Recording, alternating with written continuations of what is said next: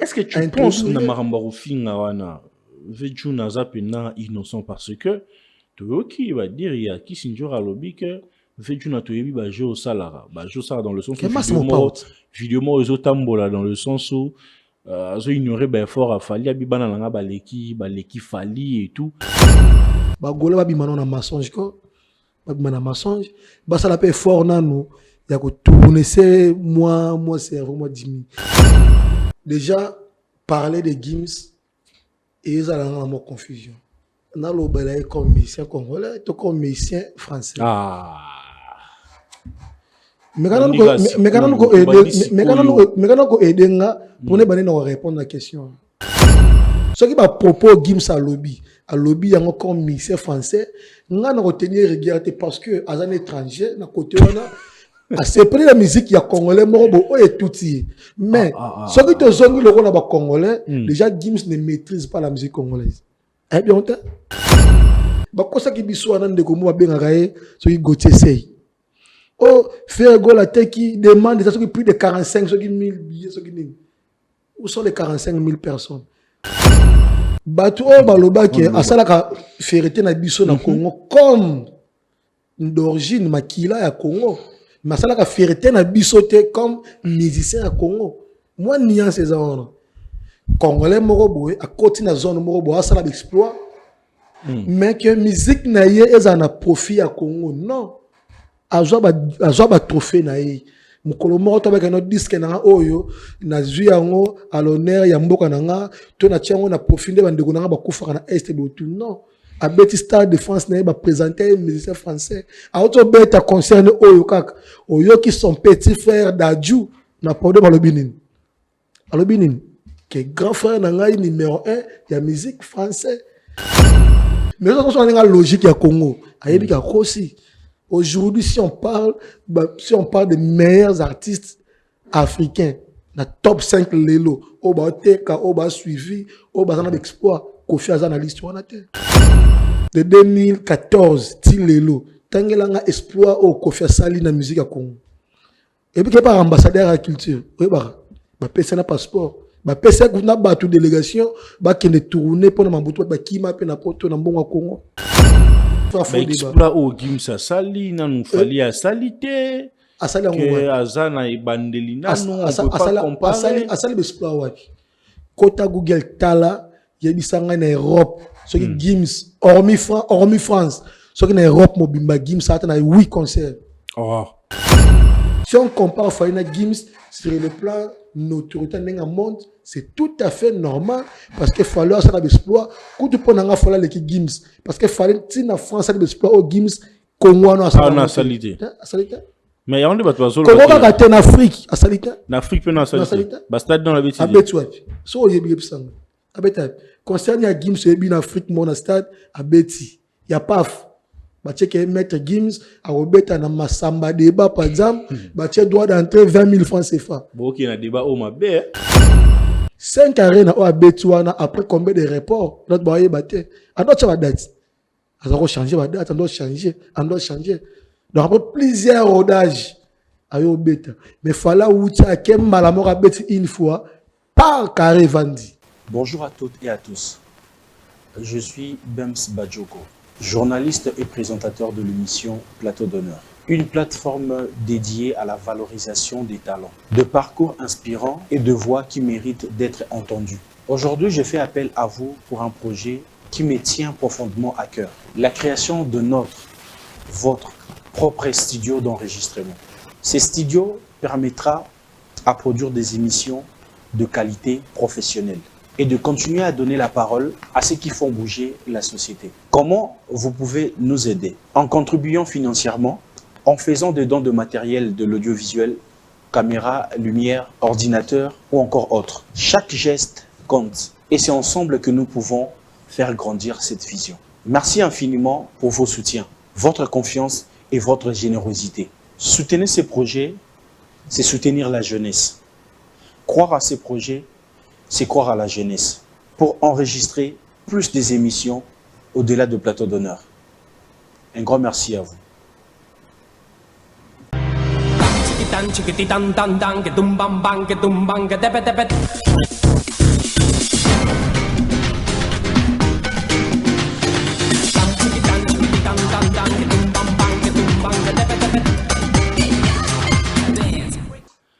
Très heureux de vous savoir, nombreux téléspectateurs. Vous êtes sur Plateau d'Honneur et j'y suis le vôtre, tonton Bams, le tonton de toute une génération, le tonton des enfants, l'homme le plus mignon que vos maris. La Côte-Santine à 2026. Ah là là là, non, je vous aime beaucoup, je vous aime beaucoup. Pourquoi? Je vous aime beaucoup, les hommes mariés, parce que vous avez pris la décision au Batebele Bakurozoate en tout cas. Il y a Batebele Bakurozoate, mais nous avons Bakura Joana Kangisimbongo, que au Bali et tout, et aujourd'hui tu es responsable. Bon, c'est pas forcément que c'est tout le monde qui est responsable, c'est pas tous les hommes mariés qui sont responsables, mais sur 100% quand même, 90% sont de responsables. Voilà la raison pour laquelle j'aime bien vous taquiner, parce que nous aussi, et Chico Mbouya Kalamingite, et toujours la jeune Rebuno, donc photo, tout boosta Buno Bongo, donc le tonton est plus mignon que vos maris, que vos petits copains, et voilà. Et ça l'a pas cité, je suis le vôtre, tonton Bems. Donc, abonnez-vous massivement, partagez nos liens et ça fera énormément plaisir. Et surtout, vous nous suivez à Kinshasa, à Brazzaville, à Lubumbashi, à Kolwezi, en tout cas partout ailleurs dans le monde. Vous montrez combien de fois vous nous portez à cœur. Et je souhaite vraiment que cette nouvelle année 2026 ose quitter na 2025, ose na 2026, bah pas si à 2025 et côté en 2026. Et voilà la raison pour laquelle cette année on va célébrer le Seigneur pour ce qu'il a fait et ce qu'il continuera toujours de faire. Et nous sommes patients d'attendre cet album, cette merveilleuse album number one. Déjà depuis hier, le single, le petit extrait est déjà disponible. Vous-même vous avez vu l'engouement, vraiment, en tout cas, nous nous partageons sur les réseaux sociaux. Ah là là, moi, mon album préféré du pasteur Moïse Mbi jusqu'à présent, c'est Héros. Mais niveau number one, non, je sens que c'est quelque chose. Voilà, le pasteur a passé des moments vraiment tellement difficiles pendant plusieurs années. Le rejet, les accusations, et le Seigneur a fait grâce à son serviteur. Voilà la raison pour laquelle cet album est un album 100% témoignage number one qui sera disponible à très bientôt. Vous avez vu déjà la tracklist qu'il a publié sur ses réseaux sociaux. Un album vraiment avec des titres qui vont encore bénir le peuple de Dieu. Donc nous restons patients pour attendre la sortie officielle de cet album le 20 janvier. Voilà, je suis en face de moi avec Chico Mbouya, dont on aura décrypté, analysé comme d'habitude, dont nous avons l'habitude de le faire dans cette émission. J'ai dit bonsoir, bonsoir et bienvenue. Bonjour, tonton Bems. Chico Mbouya prêtre. Je suis là. Le manager international. Je suis là. Puis donc, petit, il y a Willy Longum. Petit à Willow, master Nangai, manager à Misebele, collaborateur à plusieurs personnes, Amaoula, Minyo Abraham, Prince Mukendi Sede, Bazamwebele. Obi kelelo na sipili na zoyo, potobeta bilan, na mamwebele. Oui. Mais na toba na bilan na yo moko po yo mo za manager. Oui.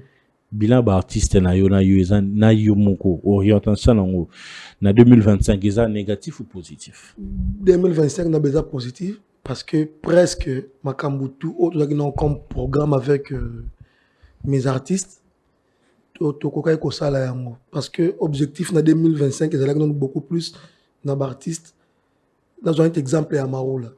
À Maroula il y a beaucoup plus tocha est vraiment beau, il y a hauteur na parce que et si à ça là preuve bino tout boyebi boyoka.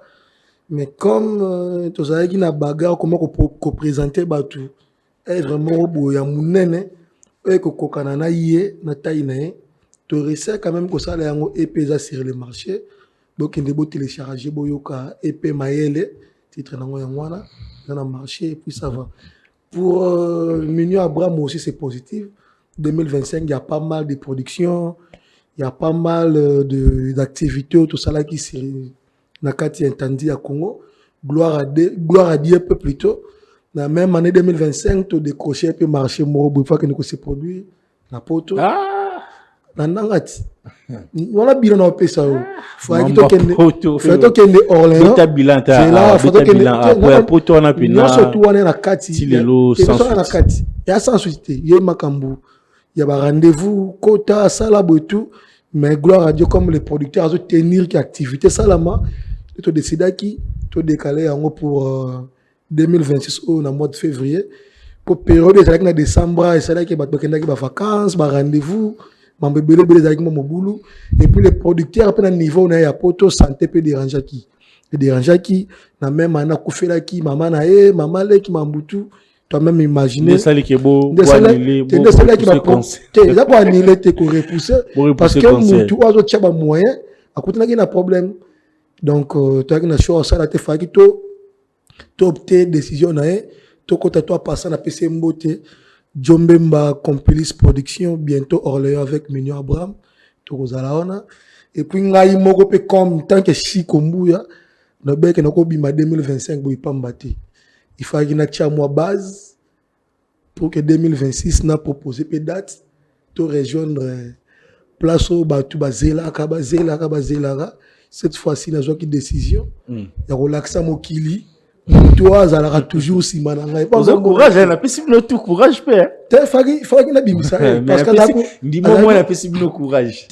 Et ça vous courage. Tout le monde net singa. On a boosté bino. Net singa ibo. Zala qui moi obi. Mais est-ce qu'on a une à booster bino? Il faut mo qu'il y ait mon Muto ezaka to bomona nga na za mo propre. Moi net mikolo bien la santé sikoyo ça va les. Pourquoi est-ce qu'on a continué au bomba et quand on a cousu, il fallait qu'il nous kili et mon aïe, mais ça va que mon yé, les moutons, tu traverses les 2025 et puis tu bandes les 2026 jusqu'à Nzamba décider sur nous donc. Et puis on a PC mbote côté Vandi, full option et moi yebi. Pourquoi full option? Donc bilan à côté na ngana koloba.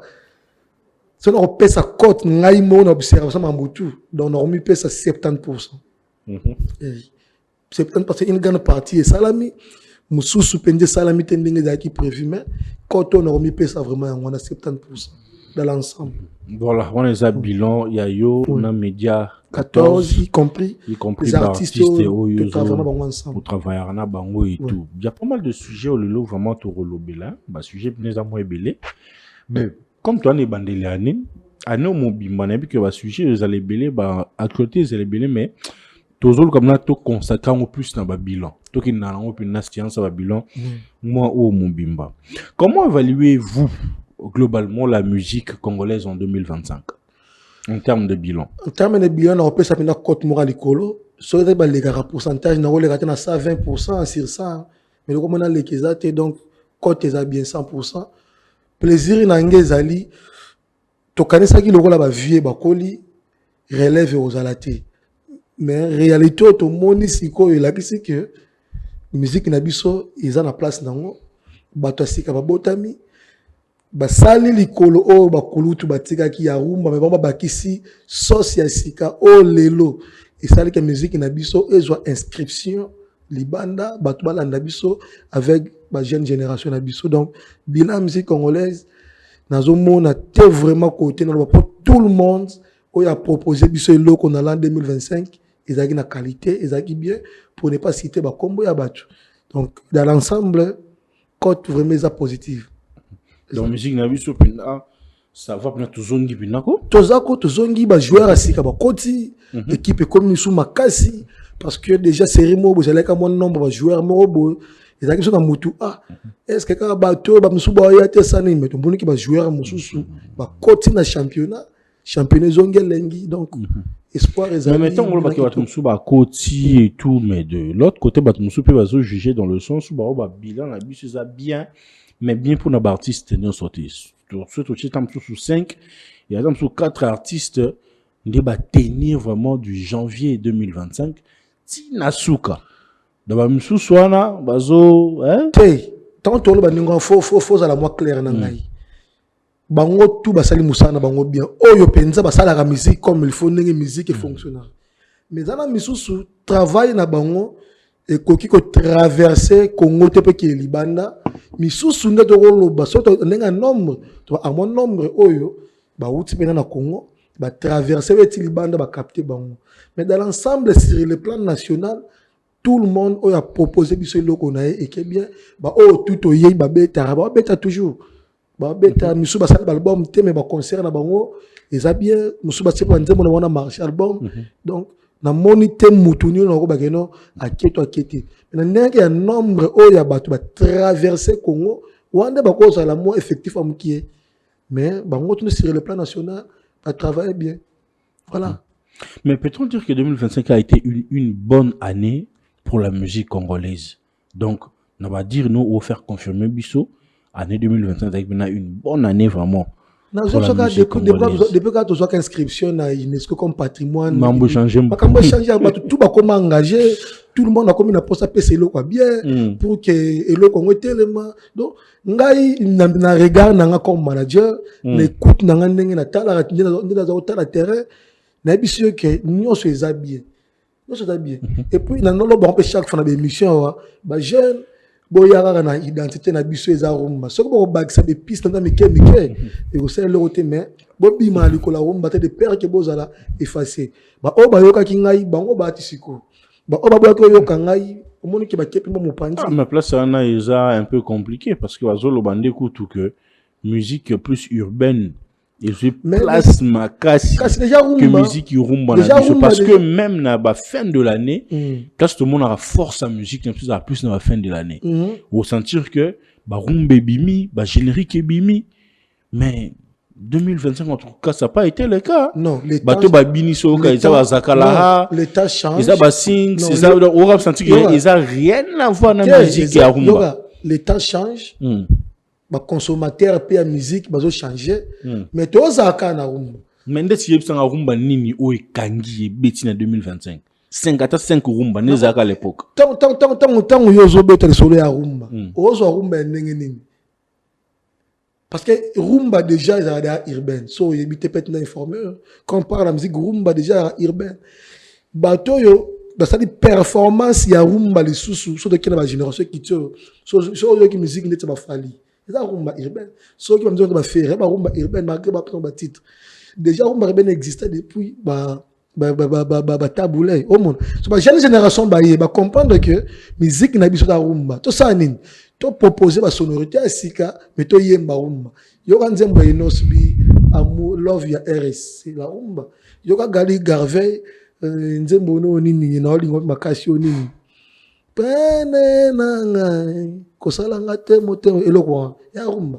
oye Gez Mawoti collaboration na yena Levis ya rumba na ne so betu rumba oye na Zakala ya ndombolo c'est une partie ya rumba bango tout bango na rumba mais babakisika ka esprit amitié oye zake ole kuti ya rumba kaka ya kala ya tundoro tikala bongo te babakisi ba sonorité sika mais batikali toujours na logique ya rumba. Guitare toujours réprimé dans nzembo na bango, clavier au fait na biso King Kester abakisa ils a toujours dans nzembo na bango voilà yo peut-être dans do ka rumba à l'ancienne mais en rumba na siko no to ebi en la fa mélanger rumba wala nding te ko mélanger ce ko ya no mo siko ça li qui et pesi pe ba jeune génération ya sika po monde ba jeune le ba bani ba musique ta kala wana ba musique ba tonga ba wendo. Donc il fallait que mutu moko aya sala click pour na asangisa musique ya ba wendo na o ba jeune ba olinga sikoyo peut être ken bango tu bazaka na rumba frère ba cheka ba biloko asika na kati mais bango tu baga na rumba. Mais toi quand on a pris système ambulant quel artiste ont le plus marqué la musique congolaise en 2025 parce que yoza manager o yebi pena attention vous êtes très actifs en termes d'activité, production, musique, sortie, il y a la musique et tout. Ça c'est voyez la phase sans parti pris. Il fallait pour pas n'avait un abysso de la forêt. Ces deux artistes qui ont ceux qui ont un gospel, Moïse Mbi aussi a marqué. Parce qu'il y a Bimisi Banzembo, a sali ba tournée nationale, sali ba tournée Libanda, Afrique, à Europe, Fali la même chose, Ouer Ranson la même chose. S'il faut citer que c'est là, pour 2025, bon, Penza va tourner trop. Mais si on va tourner, on va tourner Penza trop. Ceux qui pètent, on va souffler, mais on Penza visible, tout le monde a moni et ça bateau en attendant. Voilà. Mais tout ça a fait une la musique et tout, toutes sortes de musique. Comment jugez-vous l'évolution de la musique gospel aussi aujourd'hui? Est-ce que la musique gospel les a en considération tout ça qui n'a pas la musique sacrée, sur zo kango vraiment zo pousso pinepinankolo, toute génération au ba esika. Mais mon le ligne na bango sur tout rap. Évolution la musique gospel aussi bravo parce que musique côté qu'on appelle coli en termes de texte, en termes de mélodie, en termes de présentation, mambutu qu'on appelle ba bagsi moi touche par rapport à kala musique moi kala tu yeba ki biso tout musique ya gospel et beta ka na matanga et beta ka na église beta côté mobo mais jeune génération ba yeba comprendre d'abord que musique est un métier au départ faut pas ça la musique oh que toucher ba couche nyos malgré ba thème na bango exploitara mais faki ba ça la musique oyo mutu to ko yoka mutu muso ko ça la ken l'église chaque dimanche mais peki si eta yoka frère Patrice et peki si eta ka Mozimbi et peki si eta yoka tout et le but est que na terrasse to na fête moko XY car la musique ya ba wenge ko beta ba église ko beta te au monde le on a s'appelle parce que les musiciens gospel ba qui peut toucher à sika le lobe musique ya gospel et continue ba environnement o ezaki ko kotate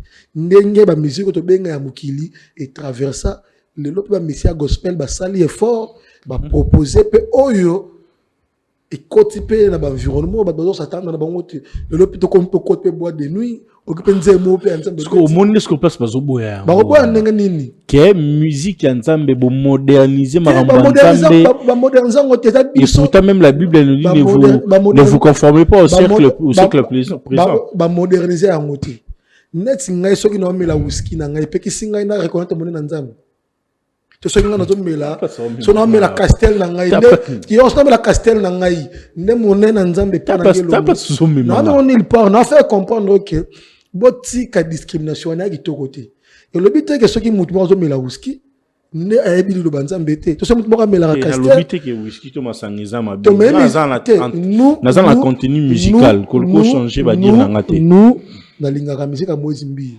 et du coup et pekisa ngai te place oyo na koyoka ngo so na personne na yoka yango preba ce que c'est ngai jour na yoka ngo na bar na yoka ngo na bar so c'est ngai jour na boîte de nuit so c'est ngai ngo na naf na so ngai na fête yoko limiter ngate parce que ce qui m'intéresse d'abord dans la musique exemple à Mozimbi ezaka te pas comme nzambe ezaba sonorité wana oza na musique na ba musique et qui tisaka moi ba tension musique et permettra peu muta raisonner bien musique et permettra mutu et mamuna besengo morobo que yo pekisanga mutu asa na musique elengi bongo na yoka yete to limiter après ça yoka non yo nzambe na problème ezali ya mutu na mutu problème ezate que non ba changer ye pasteur Moïse Mbi tant on sali musique na proposer tout le monde na cédé na comité que na yembeli ba na église alors bien a proposé ba mélomane congolais na monde.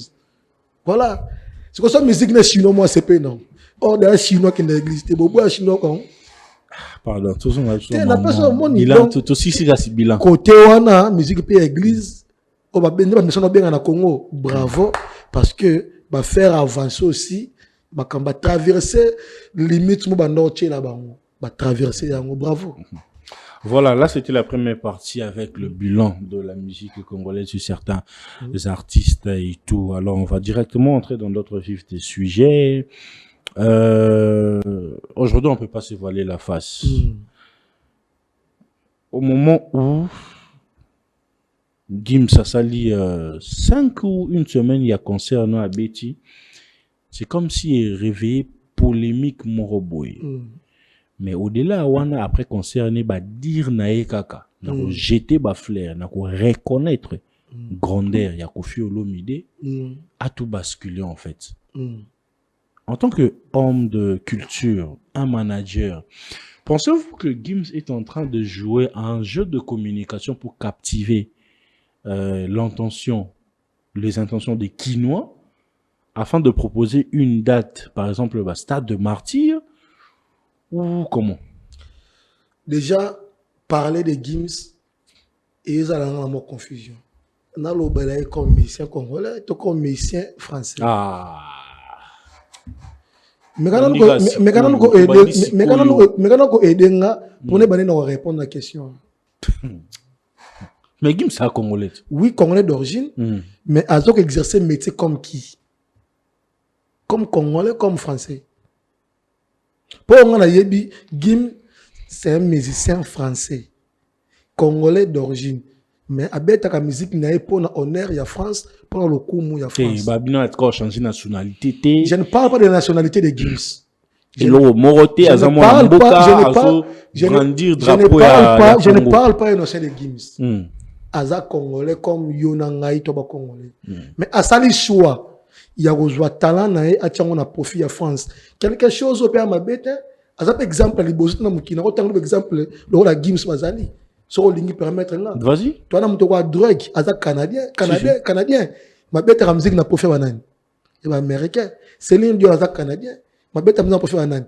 Quand après na biso na tona ndeko na somo trésor Izigi. Azande qu'on soit est à Goma kuna tout. Abeta ka musique comme sud-africain, qui est en Afrique surtout na ba bisao. A star amne ne kuna. Tu vas considérer comme nani? Sud-africain comme présente comme un musicien sud-africain, ba ko China liste. Ce qui est pour tchete tembe côté na Google na beta liste et ba musicien français au mona comme Gims César. Et ça défaut, il y a péché. Aujourd'hui, on a notre boxeur comme Martin Bakole. C'est un Congolais d'origine, Mabunda ko abundaga pour na honneur il y a Écosse. Et ça, c'est des sous-moutins. Et ça, nationalité, on a vu par rapport à la profession. On a des messies, on a des documents espagnols, argentin. Côté professionnel, ils ont un problème. Si Moutabi, ah, ngaï n'a congolais, mais le rôle la mboka oyo, Moutere, ils ont reconnaître ngaï. Le rôle la mboka oyo, n'a pas avantage ming ao.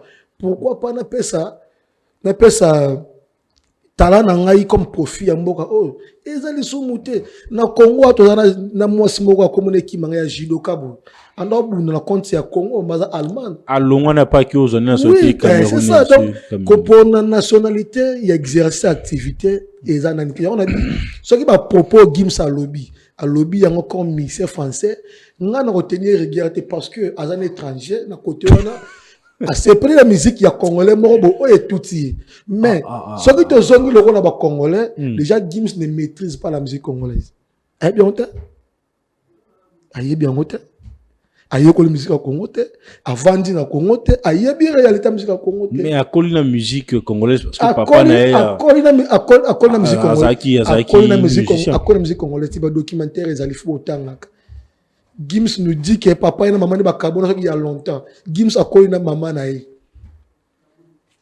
À quel moment on a groupe on a section dans chaque groupe mouvement il y a des jeunes français donc africains ou des immigrants en France des groupes on a section d'assaut. Gims a connu la musique au Congo.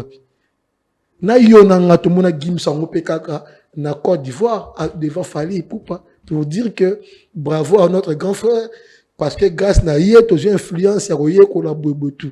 Mais comment est-ce que le même Moutou, alobaki bongo, lelo, alobinde moussous mouta bongo na pc crédit. Donc, déjà, aza stable était dans ma propos nae, parce que autre faut lobby X chose, côté de X chose, maintenant on tchabatou, n'a jamais à discussion. Donc, Gims ne maîtrise pas la rumba congolaise. Gims ne fait pas la musique pour la profit à Congo. Donc, moi, comme manager, il y a un musicien, comme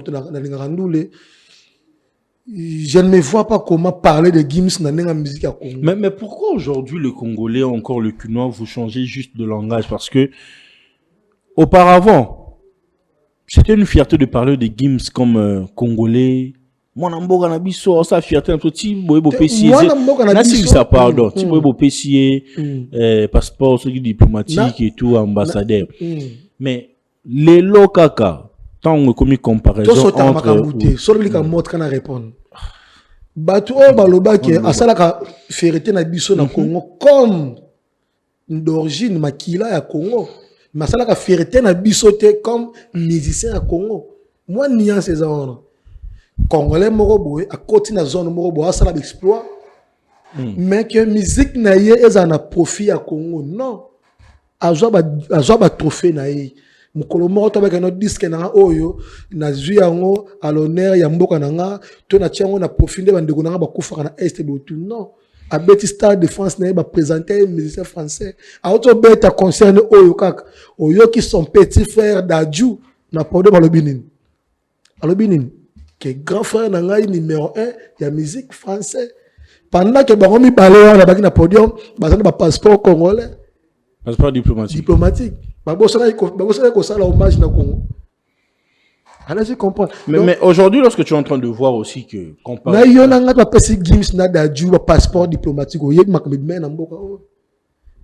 Parce que ceux qui votent salamaki pour demander choix à congolais ndimela ngai Gims ou daju ngo passeport wana te moi muke daju mais Gims ngo zongo te parce qu'il y a mille avec ça azami pe sarapena ma ami pe sarana libanda africain ta Congo penza te azana be pembeni ba misa Congo te apesa ka force ba misa Congo te mais par contre daju oyo kutu aza français de naissance akoli kuna mais regarde ce que daju fait dans notre pays daju ayaka tout le temps na Congo azana ba collaboration na ba jeune génération oyo mat apesa toujours poids c'est ça mutabongo ne to robetele maboko regarde comme les Yeba Youssoufa aye même na Congo ça des studios à promouvoir l'artiste Mambutu. Ce qui n'a jamais été le cas pour Gims. To kaka récemment awa bango tu baki na kata stade jour à match à Congo Gims salata ki tenini Youssoufa ta tenini tu vois to na to forcer mutelo oyo na kati na ye ezati na kati na ezati ba interview existaka ba tu na ga on se sentir à l'aise to ben un musicien français ou quoi il m'a bien musicien français ba image ça. Donc, ce qui Gims a relu makambo ya Kofi Ndenga lobi wana, c'est tout à fait normal. C'est tout à fait c'est tout à fait meilleur artiste africain. C'est tout à fait normal. Il y a un étranger, il y a une réalité à Congo. Peut-être musique ou ayo kapa na bango, a musique à Kofi parce que son père Mr. Kofi, bango ka musique à Kofi chez bango. C'est tout à fait normal quand on a dans tche mbandi na Congo. Mais ça c'est une logique ya Congo. Ayebi ka aussi. Aujourd'hui, si on parle des meilleurs artistes africains, la top 5 lelo, oba teka, oba suivi, oba zana d'exploit, Kofi Azana l'histoire na terre. Meilleur artiste africain de tout le temps. Voilà, selon Yé, Nandeng Aza fan ya Kofi n'influence. Est-ce que c'est la vérité? C'est la vérité, c'est la vérité. Moukilo a avancé, nous avons un toi, en 2025, frère, 2026. Nous avons 2001, 2002. Non, toi, en 2026. Parlons vrai. Lelo, toi, de 2014, ti Lelo. Tangelanga exploit au Kofi Asali na musique à Congo. Et puis, par ambassadeur à la culture. Oui, bah, un passeport. Pesa kuna batu délégation, qui ne tourner pour Mambutu, qui m'a fait na poto na mbongo Congo. Dépend comme ambassadeur. Elo ni Asali. Pour nous promouvoir la musique à Congo. Parce que ce titre, il y a un titre de PCO et ASM. Il faut faire aussi quelque chose pour vendre un bon. Il y a Gims, des passeports, on a Bisso comme ambassadeur. Et là, on a ça pour nous profiter à Congo. Attends, le secteur à musique. Donc, le loco comparé, Falina, Gims. Ils ont ignorance alors. Tu comparer bon te fallait ta musique et comme il bongo pina na minute nga boy comme guerre et comme ba warrior na ba comparer Falina Gims sur le plan que musique à continent africain na continent européen. Voilà normal tout ça la challenge on a bongo. Qu'en Afrique pe lelo toi na musique nos terres a comme pour déranger la musique Europe. Ah, vous pensez que Fali est en train de déranger le musicien européen en citant Gims? Oui. Parce que Ascension a fallu de l'autre côté, son imposition. Na yo na ngai. To tambusa miko awaka na Kinshasa ko banda Gombe tiki ngasani. Otuna to Gims to ba eta. To banzembo ba eta. So ba ba banzembo te mais la combo ba Gims. Banzembo ba te na banzembo ba evre ba ngote. Ba ngote. Déjà musique à Gims, chaka Trace TV. Ba chaka on a rubrique d'artistes européens. Parce que les musiciens étrangers, tu as playlist à Trace urbaine, Trace Afrique au monde. Ce artiste musicien France, nous avons la musique avec Gims. Donc aujourd'hui, comparer deux artistes, c'est notre level. C'est une réussite pour notre musique. C'est une réussite pour nous parce que notre musicien, les gens vont challenger les musiciens à haute rive. Donc, dans les musiciens, ceux qui continuent en Europe, les musiciens, ils sont en Afrique francophone. Pour l'Afrique, il y a des boy, des whisky, des traverser. Mais en Afrique francophone, tu as mutu moko lelo oyo à côté. Bon, pour ne pas dire moko, mais moko bakisami. Parce que le magic système, déjà. Aujourd'hui, il fallait bakisami na kata sanuana. c'est quelque chose de bien. Comparer Fali Gims na monate. Ce qu'on a n'engagé ba musicien en monde comparaison ça va. Mais ce qu'on a n'engagé que au musicien congolais des Gims après star comme congolais, tu na comparé na musicien congolais n'engagé. Et tu vas dans le boxer congolais. Na autant Martin Bakole pas bunda pour la fédération na bisoté. Au moins déjà. Il y a pas ma bêta choix. Ce batango autant ngate mais la fierté congolaise parce que Makila Congo et qui côté Moroboé et convaincre et côté pe na place au monde pas toi doit présenter Martin Bakole boxeur écossais d'origine au monde de toi joueur le coup muta ba chat d'origine parce que on d'origine on a azay biso déjà sous talon azay biso té mais bazo comparer puis en termes il y a chiffres en fait.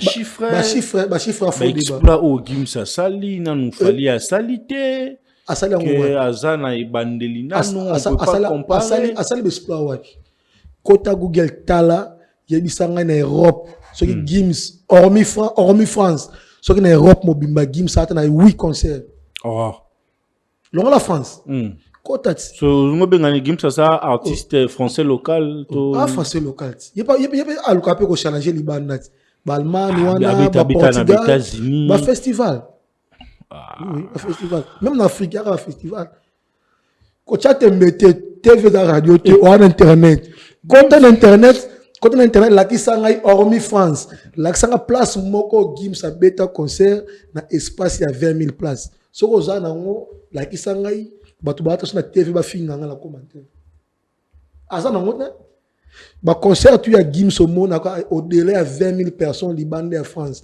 et ça ba festival ou ça que ba ligne ba artiste belé il est pas ko bête c'est contrat avec Fali Fala bête ba concert en Afrique tout le monde avec espace au-delà et puis lelo toi on est le seul musicien congolais où il y a bête dans 5 continents 5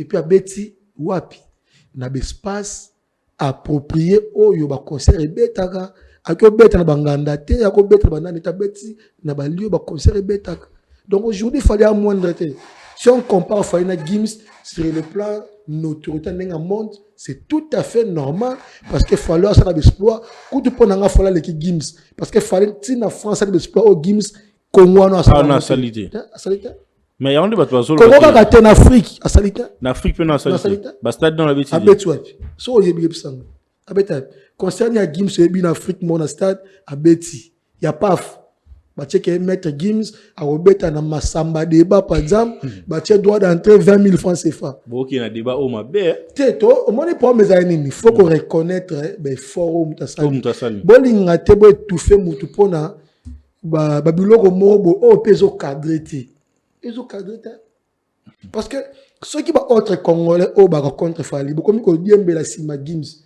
cela veut dire qu'on comprendre que na Congo muta taille ya Fali la société donc faut que ce qu'on libanda mais comment fait-il la même année ba comparer Fali na Burna Boy Fali na Kamura Fali na Wizkid Fali na Maître Gims Fali na bien sûr comme Fali na ba américain Fallait pas mission au Congo. Mais pensez-vous esa excuse pour na musicien to ba fana ba musicien susu ba soko ça la tête ou définir na Fali mbala mode. Moi le temps débat Fali na Gims et Bimi. To comprendre ka na Congo déjà musicien au terre ya Fali aza souté. Ya ngotika ce que on comparer pourquoi le la bara numéro 1 za danze bon to le ko ba numéro 1 pe à côté pour comparer bon. Ce que ba salaire ba ko ba numéro 1 ya mususu oyo dans le territoire naie de Fali a salé exploit kuna 5 arènes au Betouana après combien de reports notre boyer batté à notre date à doit changer la date on doit changer donc après plusieurs rodages ayo beta mais fala outia kem malamora beti une fois par carré vandi sur ce point des photos comparées bon dit Gims a concerne à Stade de France à sala sold out à ça, moins de 73 000 personnes. Moins? Oui. Dans le Stade de France à Gims? À ça, 72 000 au-delà. Comment aller à 73 000 temps? Mais il faut la mettre en sold out. À cette deuxième date, qui est en sold out. Ce que nous voulons dire à un niveau. Il faut la mettre presque Europe. On a mettre il y a presque Europe. abeti arène en France, abeti arène en Angleterre, à Kendak na nani oyo Allemagne. 72 000 voilà spectateurs. Ouais. À ça sold out c'était. Il fallait ça. Ils aura le 29 septembre 2019. C'est qu'on a la caution. Gibson. Donc fallait quoi qui na territoire na yi. Abeti sold out n'est pas ça un mois sur quelques jours. Donc on peut se dire que bientôt sold out. Donc troisième date c'est que et quoi il y a paix. OK peut-être où ça qu'on a date fallait qu'on ça peut surprise un peu na stade nani. Parc de Prince. T'es au Belgique nani Roi Baudouin 50 000 places. Non c'est un fallait au salon on. Donc, en fait, si on comprend bien polémique, bon. Pendant Betty France 80 000 places, bon, ça, tu as Belgique 50 000. Il faut cop. Donc, on peut se dire que Gims a la détrôné la France. Tu le penses vraiment? Mon interview, c'est observé. Les interviews, préparés. Et puis, journaliste, oh, lobby, c'est Gims Makambouana. C'est pour Kofi. Mais gagné, c'est pour Kofi. C'est tout à fait normal à l'objet de la bêtise. Donc, pendant la bêtise. Oui. Pendant que il faut tirer ma toile, c'est méga. Parce que il y a plongé Gims Makambo à Satan était. Parce que la question est directe. Attendez, maman combat Kofi. Attendez, tout. Attendez, maman combat Kofi. Soit peut-être attendez Gims à la musique à Congo. Moi, je ne pense pas que Gims a que Tanga, grand la musique à Congo sans qu'Tanga Fali. Je ne pense pas. Mais la question, il y a qui déjà combat Kofi. Il y a répondre par rapport à ça. Côté wana Gims ça penza na faute mingi et ça bateau va préparer une interview pour plonger Gims na poto. C'est ça. Dans la mission Gims a continué à Mati Minatik pendant plusieurs semaines. À Mati Minatik pendant plusieurs semaines. Et puis Nimelangai. Je ne pense pas que Gims a PC à retirer le temps et à me coter toutes les questions. Pourquoi? Parce que derrière, il y a Zakou tout plus proche. Quand je te l'ai dit, c'est moi je suis et le soir na Gims les longs tu es bien mon fils na papa na o habité. Mais pourquoi? Parce que papa m'a dit na megenie. Mais est-ce que tu penses na marambaro finga wana Vejuna zapena innocent parce que toi qui va dire il y a qui sinjora lobby que Vejuna to yebi ba jeu salara ba jeu ça dans le sens vidéo mo ezotambola dans le sens où azo ignorer ben fort à Fali abibana nanga baleki Fali et tout mais ça vidéo moi continue on a à la place de mais tous moi je te dis bien que voilà la raison pour laquelle vraiment que na bande sur le balango mon interview c'était préparé parce que mes gagnés moi je ne vois pas comment on a loge ya Gims a continué l'interview dans Yazaki on a dit quand on a vu je ne me vois pas na mon été na scène où on a gagné Mako Mati na vestiaire. Mais quand il y a solo ba que vécu na Masakofi, tu trouves pas que tout ça c'est contradictoire parce que mon kofa lobby que à ce pila na Gims mais ba balinga ka mona Gims té. Mais aussi longtemps que Juna c'est contradictoire. Eza boy. Comment na Gims ezali protocole me fait ça musala beaucoup. Raconte beau ça la sur base de quoi? Ce que dans raconte professionnel. Il faut protocoler sur. Vous savez, quand il y a papa, moi, qui n'a pas de visite, il y a autre chose. Mais ce qu'il y a Gims avant n'a pas pensé comme moi. Bah, écoute, un rappel rare. Ce qu'on fait à moi dans le contexte. À au moins, le fois mon aïe, si on a une musique, il faut respecter le protocole. N'engue y a pas ça, la rapport Kofi pour mon aïe il faut le caper moutou à même mieux. C'est la même chose. Donc, si on comprend bien, bêtise nion soya polémique, n'engue mambo komi boye. Auteur dans les papa auteur les aviés na mutaye ko tout na question wana megeni parce que question ya qui direct atunu ba mo question na komba Kofi so ka tout na question par rapport à musicien congolais so que Gims c'est mo sala ki choix ya ko lobela peut-être Kofi alors ça on a autre chose là tu tout na question au tie komba mutu mbala mo donc répondre par rapport ya kombo ya mutu o yo tout na question. Mais si quoi même parce que au lobby que combat avec une comme au fingama et tout banini première sortie médiatique bon en fait déjà à la base celui que nous avons la mobilité et le il a fallu officiel et ça qui signore à l'équipe pour la première vidéo recadrer certaines personnes ou on est au fin avec Juna après quelques heures à Zongisu pour une deuxième vidéo être pour ces dons qui attaquait Vejuna ke non Vejuna mutu ya double discours. Kota la ba vidéo na mi balé pe courage wana. On peut se dire aujourd'hui que il y a hiérarchie de pisa qui valent pour prendre des armes et aller sur cette ligne là. Je ne pense pas que équipe a fallu structure a fallu ba kotina mutu mona télé pour tenir des propos. Parce que dans la base il y a le fallu officiel des acquis. C'est ça na loba mutu mon côté la structure a fallu kotina XY d'aller à finga games to papa games au profit a fallu. Bate belon ba ça on aura sentiment fanatisme. C'est rien à voir avec structure a fallu tout. C'est rien à voir parce que ngana ko bisayo attends la monité mais là convaincu jusqu'aujourd'hui il fallait games soit na bango et na si ba c'est kabiso. Baloba tala ba ta débat congolais ta polémique ba congolais mais quand les gens non viennent vieux Juna le papa de Gims a soli cop wana faux deuxième personne ils a mis gagné Mamutu a plongé Gims na kata poto on moni ngai na tone bandeli sauf na lobe la Gims na lobe na casquette nini congolais to français mais est-ce qu'on a mis sur un combo ya fali parce que na nyonso on peut dire tout. Mais il y a un combat qui a été autant de paix, na bêtise au nyonso. Ada musicien, un personnage public, a quand même il y a un liboso, il a vu chaque jour. Comme on est en marana, buzo befing amada musicien. Mais aussi on y moi bengana déjà au soit disons communicateur, bengana bangoto. Mais bengana bangoto. Comment fait-il ba continuer toujours? Mais bango baloba déjà que ba ko lobe la fali na TV comme ba fanatique. C'est pour ça la fan qui parle bango, t'es bon fan. À qui pas? C'est que fan amakambu, c'est fan amakambu c'est le ya qui peleni. Fan amakambu comme fanatique. Ya qui peleni. En reprocher ning. Déjà la fan, quand on fan na éviter. Mambo ça la éviter, ce qu'on y a qui peloni. Pour ça personne le lobo on a pas fan. Mais de l'autre côté, on peut se dire un peu parce que par exemple ta communication, on a ministre au foyer que communication c'est un peu à otengama. L'objectif est d'aller qui deuxième date à Stade de France, mais au sentir qu'il y a des Warriors, bah continuer à gérer donc comment bah fallait à Stade de France. Et le Obama est souté, et ça les gars et que Simba peut continuer à faire rigolo là parce que concert des pays le Obama est souté au Migara clash à Mamba Gims. On a bien déjà concert à Stade à Fali déjà et c'est pas réussi. Toi c'est la base de la candidate ça bête. Bon français ni. Il faut aussi ça. Aussi ça on va se date peut-être na bon ça ni. Pour me d'aller bon teka billet bon teka te billet teka mi. Na minute so bango va vendre sur le plan organisation ni ne va représenter public. Bas na tayo ça débat puis TV pour série parce que ba billet teka mi. Na minute so fallait avec son équipe, une équipe de production peut-être va voir na mesa comment qu'on monter stratégie nini ba relaxer public jour wana.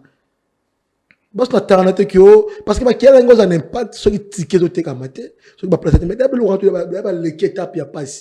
Il y a moins passe d'abord l'équipe. Parce que une étape psychotechnique, ce qu'on a si dans minute, les solos, il a fallu une équipe, je pense, pour nous accompagner.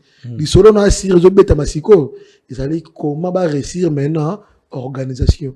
Ndeni ba ya pas bato ba ta la concert, ni ne ba ko présenter ba c'est ça, tikali pa na bango. Tout on est si ba l'équipe étape wana. Voilà, on va prendre une dernière partie de cet entretien. Tout fan de l'Mamba Gimso et Mingi.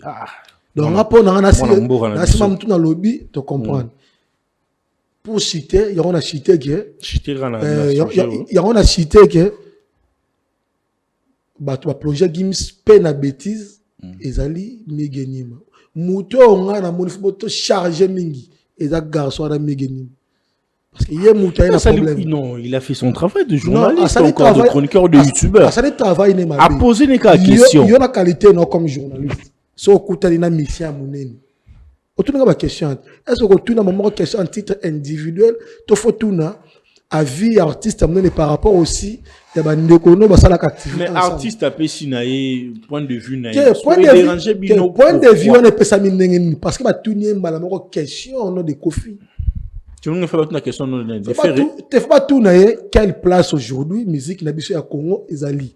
Est-ce qu'il y a des artistes congolais aussi bah ça m'a campagne. Mais là tu as eu une réponse à Gims. Ce qui est moka ça ce qui est moka poner ko ça la choix il y a Kofi.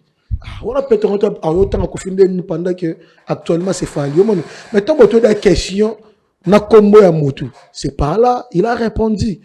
Malamon na combo Kofi le bio Kofi ça mais moi pas yebi que place mon Gims ça a yebi que Kofi a dans terre na été. Kofi notaire ya fali tayebi. Il y a débat tayebi na. Mais il y a respect. A tiré la vie sous projecteur, a PC bonheur, ne m'embouté dans la. Maintenant, il y en a, il y a tout que non, vie penza, il l'autre. L'autre. Dans le dernier classement, il l'autre. Azala ou Azala depuis Kalamé, bagarre en Azala ne peut pas sagesse, à Koluka, a mis en asima, pas tika la notaire. Mais le gars, il a continué au Bunda, ti nati. Il y a un moment, a joué, il pond, a joué un mouvement à niveau, mais conseil, il y a fait rigoler. Aux autres analysant comment. Il y a qui m'ont en gourmand, mais après, boum, conseil les a autres fait qui rigoler. est-ce que vous êtes d'accord de mèche, tant que quand il y a un défi, ceux qui défient Zali, débat se présente à Maramobondo. Mais quand il n'y a pas de défi, on dirait qu'on a donc les Gaulois, on dirait que il y a une occasion. Somme occasion, mais il y a continuité, il y a un artiste sous projecteur.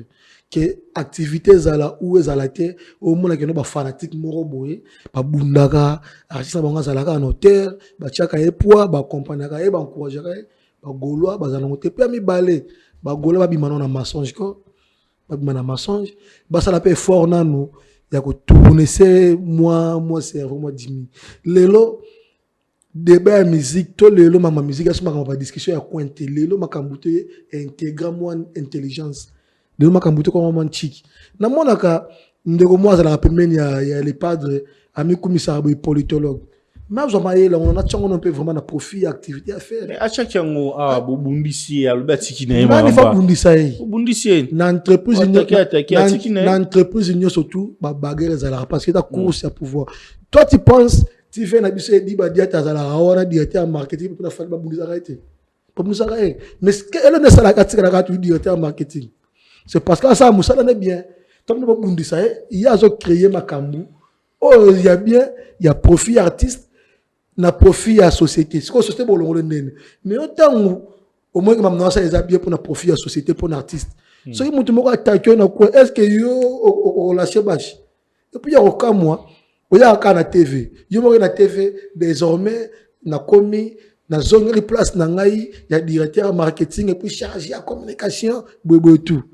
Quelques jours après, moi, soyez, Bolimbi Sangana, Longwe, Natikali fanatique simple. Alembine. Mais c'est quoi, aujourd'hui, Batek l'équipe. Nabi a causé la chef, il a facilité. C'est la responsabilité. Causé la chef, il a facilité. Pour causer la chef, il faut piquer. Ben, s'il te zali, batak, ils en ont tout. Même sur le plan spirituel, physique. Ce que nous avons la chef, nous a préparé. Il y a longtemps où nous avons fonctionné, on a préparé. On a préparé. Pourtant, les Kamoubouyou, même à terme, on fait réguler la télé marawana. Ça l'a préparé. Il y a un moment où attaque, nous sommes toujours comme ça. Mais ce que Missel Moussous, Makambo fait à traverser. Soit Missel Moussous, mais on va frère, la TV de délivrance, on dit la manjili, on a bon le moutema, mais il y a à résister. Cela veut dire que Azala qui préparait, n'a pas tout. Parce que ma bouffère à l'équipe, ça fait les l'équipe, ça fait les grandes sœurs, bah pimelier, pas dit pas bêta concert, bah kangi na poto, moi na côté kuna so kinini, tout ça. Donc mental n'est pas solide. Bah bimi, ça continue toujours. Les gens qui préparent. Mais des trésors comme on l'a dit, ça la directeur marketing street, comme il a fait rigolo là, mais mental nous a faible. Ah, tu sais que mental les a faibles. Alors c'est de chaque fois. Ce qui critiquer à aller na TV. On l'a Lucas sur la cour hier on l'a na TV. Mais ça y est moi tu m'as banda qui m'a bien en fait na bateau ya ko ta déjà dans le sens où parce qu'on savait même fonction ça qui officialité mais tu es pas que ce total a changer communication marambo ils a rétréci. Yo moni et dit ba dia télé na TV pour dire que wati nini aidor boko la tout bon so na lo bien. Au bon tu ne pas dire c'est que où t'es l'icolo tant yo comme quoi ça la courage yo lo ba mo sans que où t'es l'icolo yo kanisi fait na biso edi badiata azora ben jonction aigleti mais pourquoi la TV dans le baon azana mental ya kokuba non mais chaque entreprise c'est ça que je te dis c'est ça que je te dis ce qu'on aura ma chef dans entreprise à monene et lo liboso kembisa nano cerveau kembisa mental parce que on attaque. Parce que nous, comme chef, tout le monde qui a mis sur tout le cabal, ça l'a dit pour les dibas, hier, on l'a tout, mais aujourd'hui, il est toujours. Mais yo a chef, yo ne mutu, oyo kama mufera lobby, yo ne mutu sa nini, oyo bisa bato ba ko na TV. Maintenant nini bato okuta ba mona ka faire été. Ba ka pemena faire été le côté. Ba sa ba débat na balabala, yo mutu mona ka patron de la société, yo zolenga. Yo faut dans des patrons de la société loba. Donc yo no bi que non mental na ezanante. Ba ko sa ki biso na ndeko mo ba benga kae, so ki gote sei. Oh, faire go la tête qui demande ça, plus de 45 000 billets. Où sont les 45 000 personnes? Oh, bah, ça, il y a une attente pour nous billets. Il y a accord à Rennes. Ouais, bon. Communication, bah, vendre illusion, image. Les Gaulois, batika le kuta. Bagolo to bato bazulu kabaza pemi na fere bagolo ils ont ba fan parce que bato ba loba na kombo ya ba fan na kombo ya société batika lokuta na mona ba po ba kosi na nini po ba koselo ba kosa ki biso tango faire chaki date non mais yum to loba isa malen kasanga mtalo bele mambo da to na izali nga malen kasanga ta ba goûter c'est na page na ya ko publier na page na aujourd'hui où ensemble nous avec les noms mais l'on a à prendre non. On dirait que si on a 12 000 tickets. Hein? On a 12 000 billets. Bon, moi, peux y aller, non? Moi, mais 2 jours avant, 2 jours après, déjà, demande des alliés, on a 40 000. Et c'est 40 000, c'est quand même 2 jours. Mais il y a pour tout le monde, on a 12 000. Donc, les gens qui accompagnent Ferry, ils font l'effort, ils accompagner la vérité. Botika ko accompagner na mensonge bozo sunga artiste te faire gola azana ba atunyoso ya ko sala ba exploit mais quand azo ko arriver on a c'est parce que son entourage a une capacité à côté cahier bien à ko présenter bien. Moi je regrette pourquoi faire gola kataka contrat avec la dame comme manager na comme qui mangai dame mon boyaka bo ou mela je la ba contrat album na dynastie on a tout so ka gardera la dame et peut-être une histoire moussous. Ce que Garadara pe moi si on a peut-être le bon dynastie pe lelo pe on appelle disque d'or certifié. Peut-être lelo. Allo un peu allo yemo ko pe faire rigoler allo un peu ko yeba ko ça la part des choses. Hasard artiste professionnel, un artiste professionnel hasard droit ko zala atteindre 15 000 managers ma casse neka no foot bango la na bango pourcentage. Pourquoi? Pour na téléma. Aujourd'hui, quand on parle de Fali, force, c'est parce qu'il fallait un récit qu'on installe une antenne partout. Ce qui est na Brazza, na Batu, Angola, Afrique, na Batu, na installé, mais c'est plus le cas avec notre vieille Ferrego, là, tu vois. Donc c'est ça. Voilà, on va prendre une dernière partie pour finir. Yosa Moko, aux Alapé, na un bon moment, la BCBG, hein? La BCBG et tout. Abraham Olobela. Yo, t'es napio. Yo, un bon moment d'offre fréquenter pe mingi BCBG. Oui, si le logo du Jiba na fa na papa chéri. Mais aux esclos à la kalate. J'aime JB comme personne et sa musique, mais engagement dans nango il y a côté on m'a amené tout kala dans la souche. Voilà. Mais alors Jules Cubens, le professeur qui prend la décision de démissionner. Oui, mon tacotique a démission a été à moi, c'est un article soi-disant entre guillemets, il y a aucun qui n'a pas la émission mon bon. Et puis soi-disant, il prend la décision parce que entre guillemets, c'est la bête noire.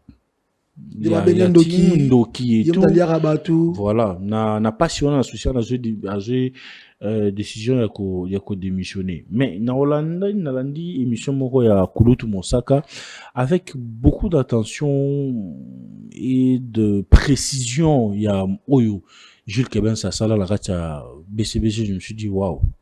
Yemtakoma H24, une chanson ya JB Boy, Yemtakoma Nzembo JB Aimbela à Amida. En dehors, il y a JB, il y a BCBG. Comment pour un musicien. Donc tu sens que l'artiste a donné beaucoup pour ce groupe-là et tout.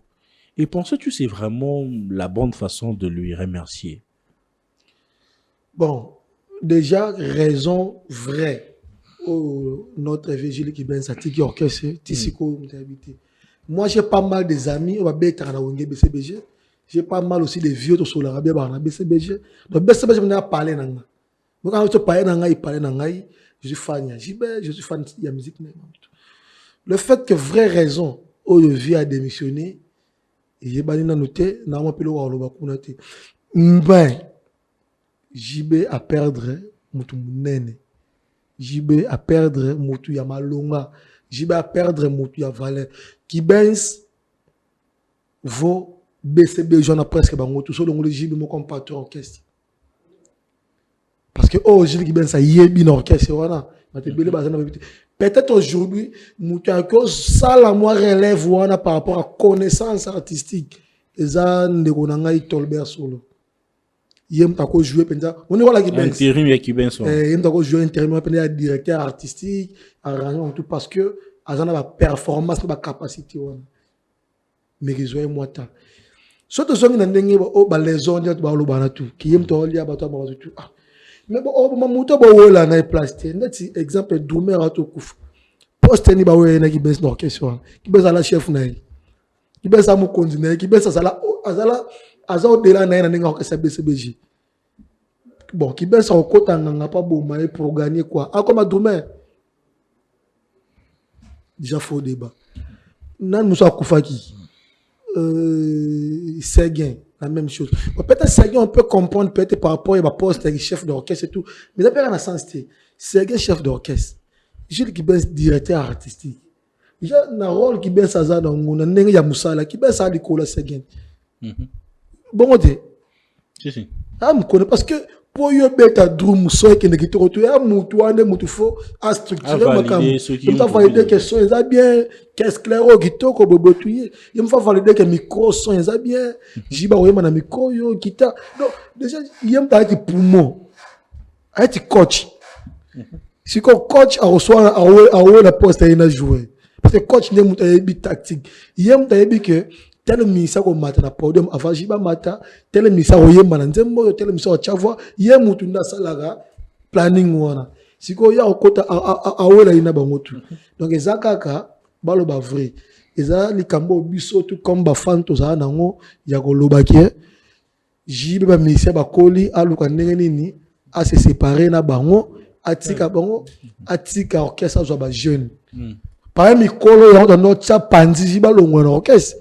La vie na biso jeli benz Gidel c'est gars qui est personnel moi ba tona ba vie fikari mais na nga si ma vie no to fikara beta ni peso mingite na tikela tolber mta beta ne banzembo tout veya ala na ndule comme doyen pour nous repérer mon orientation tout taba ndula BCBG vie no fikara beta ne pinda soutien déjà pesa déjà tolber place beta na mamuno tout donc na côté wana ezaki na ba par rapport aussi à challenge n'enge vient na biso jiba beta bandule te ba reine ezongi mamuto beta te de l'autre côté qui vient na biso de la forêt aza toujours une activité avec ba jeunes mais pour certains fanatiques ba mona non le rôle la vie azana mikolo ya moni peut-être ba sana courage aussi mamuté faut faire ça nini asukola a chaba jeune pour azonga na défi mais ko tala ko va dire il y a Moussa Kaobi qui a abimisi pena excuse abimisi pena bututu pena il y a BCBG na Rolanda était parce que Moussa to yeba kité ngai na Rolanda ba dire il y avait na Moussa Kate parce que vous considérez parce que il a défendu plusieurs années ça la mabe depuis Kala. Mais il n'est pas d'accord dans le baluki va traiter surtout que ils a pas pasteur Mukuna naïe vient sur Mosaka na tout le monde Moutabi région d'émission qui bench azati et pour na qui peut passer moto que non ministère mo ya kati ya BCBG à celle émission na télé pour dire que qui bench ndoki ali araba nyoso to ko ngeza ba les ont dit ba rimer source nango vrai ezati ngano to ta mayele to ko la plongée ma mbona te yona to expliquer à mambutu so pe ki bens mitalia ka bat no orchestre wana bato tout ba kufi no orchestre wana mutu moko te na mona ba weli poste na ki bens parce que fonction ki bens c'est au delà ba concert tout ce pédagogie ba ki toko tito ka son ki toko mamutu ki toko mutu mtasala ka structure ki bens to ki bens a obna tout. Il a faux débat, vieux payer ta colline, aller comment on est concentré dans le business. Avant de activité, nous sommes commencé à la côté. Peut-être activité, nous on a sikoyo, ils ont rentable que musique. À mon qu'il faut assez détacher dans nous, là comment on est concentré dans autre activité, il y a un moment salle d'émission, oui. Il pense ça sonne à qu'il va 60 ans les vieux. Parce que les vieux bina quand nous autres paye, il fait paiement. Vieux qu'il va 60.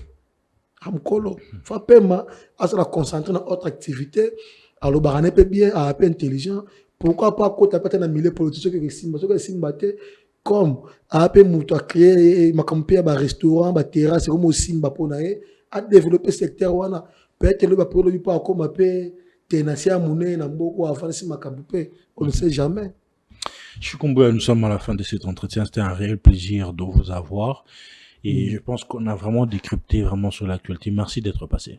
Merci beaucoup, Tonton Bems, pour l'invitation. Donc, voilà. 2026 n'a changé. Il faut remercier Bato Bassama Malonga. Koboaga Mabanga. Donc, on a remercié chef Nanga direct, mais c'est Cordon qui manda Elieter. On a mon continent. Donc, bonne année 2026. Mon collègue Nanga tout à service. Tonton Bob Silou, Germain Massilanga, Nanga Naomi Badi Bangaya, beaucoup plus côté Babilo. On est esthéticien. So Lingi, moi le posoé, à la bien, qui m'a tout faut contacter authentique. Heureusement produit à solo pour Namamou. Tu vas me belé pour ne pas citer comme on a bango, Devin Tella, Karen, Junior Kassala, vas moi belé donc Christopher, Chris, vas belé mon collègue nanga, ya boulot, Oeza qui va passer rapidement conseil motivation, et puis équipe Mobimba Média 14, na personne va monter de partout place Bazali, Mr Nangai Socrate. Les génies, Socrate, Mokili Monde, Napesio Mbote, Junior Kaya, Gilles Dantoya, HBK, Verlin Bola 3 millions. Donc, Master tout, Bambote Nabino, bonne année 2026. Tout à l'heure, on a mais bientôt, on a sorti à date. Félicitations. L'option, on a Pesio Bambote, Ndegonangai, mais il y a Pololo, les grands designers, Napesio Mbote, Red Mouta Tondolo, les cordons. Ba clip et belomo na rakitoko awa muta cordo na rapenza côté technique tout Red Nkoko Pambote na o frère bonne année 2026 voilà mesdames et messieurs, nous sommes à la fin. Je pense que vous nous avez suivis avec beaucoup d'attention. Un grand merci à vous et restez branchés sur Plateau d'Honneur et on se retrouve à un prochain numéro. Merci. Chiquitan, chiquititan, tan, tan, que tumban, ban, que tumban, que tepe, tepe.